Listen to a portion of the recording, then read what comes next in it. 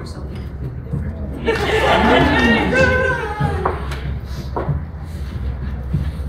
It is told that the Orkney Islands were formed when two giants of the north, having a game, took up 2 handfuls of earth and cast them into the great North Sea.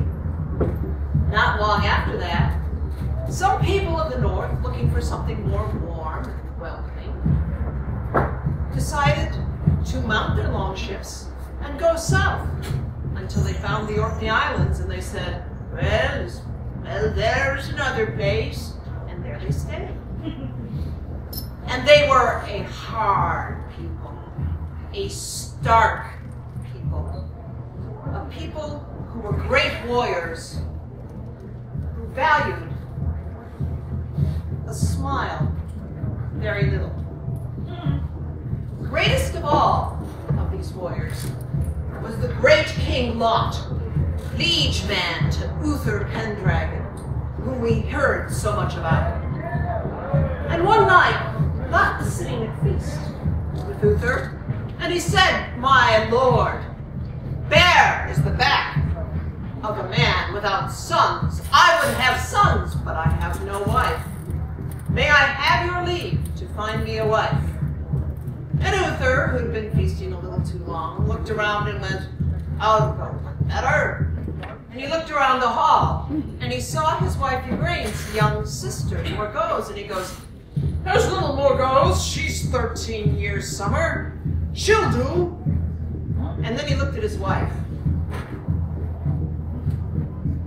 and slept in the stable for the next week. But that's not So the banns were read, the rites were done, and the next day little Morgause was packed up with the men-at-arms and the horses and went north to be queen. And the first night, Lot, who was not a wicked man or a bad man, spread a gorgeous pavilion for her made of silk, filled with pillows, with a table covered with sweetmeats that he knew little girls liked. And he strode into the tent and looked around. Morgause, Morgause. And then he looked in the corner, and there, in a little huddle of cloth, covered by her cloak, was little Morgause. And all you could see were 2 big eyes, with 2 big tears coming down her face. And Lot did what any red-blooded man would do in a situation like that. He left. The next night,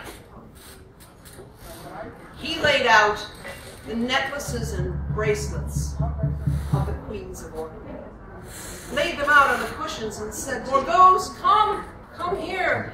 These are the jewels of the queens and have been since the first one walked off the first long ship.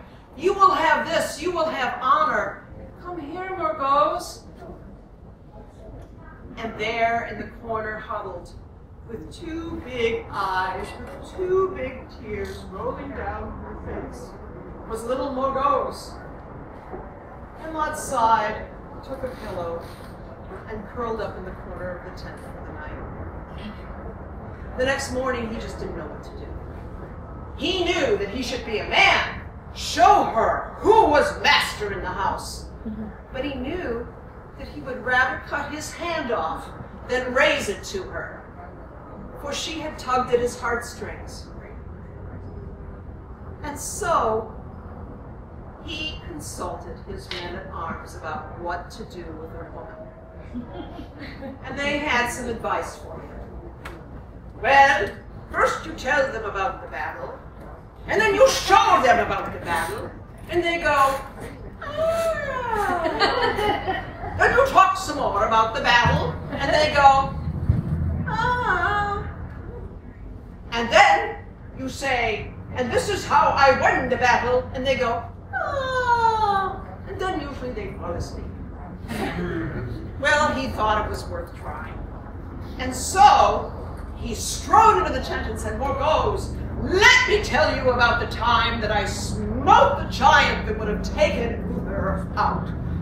Let me tell you about the time that I slew the dragon and his sword caught the treacle pitcher. And over went the treacle pitcher, and down went Lot into the tray of sweets. And he sat there, pulling candied violets out of his beard, and thought, I am undone.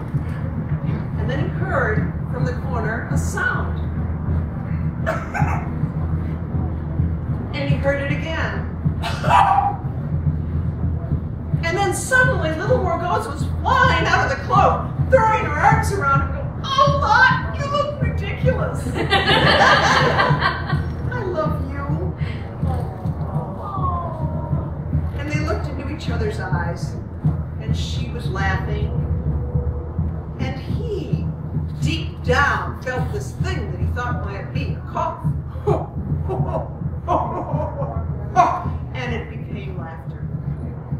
And their laughter ran together, and there we will leave them for now. But one lesson we may all take from this. A man might make a woman laugh and have her for a night. But if a man and woman laugh together, their laughter becomes a river that flows into eternity. Thank you.